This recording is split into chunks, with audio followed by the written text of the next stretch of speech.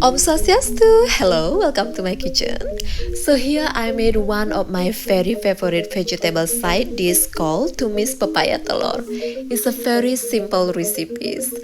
So here I have a papaya that I grated long, and then I'm using garlic and chilies. Just chop it, and for the chili I slice it thinly. I'm using 2 eggs with seed.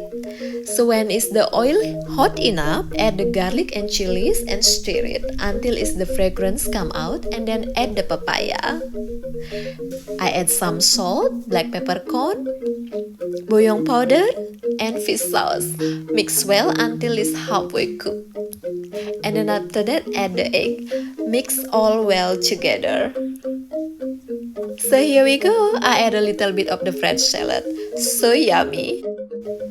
I hope you enjoyed the video. Matur suksema. Happy cooking!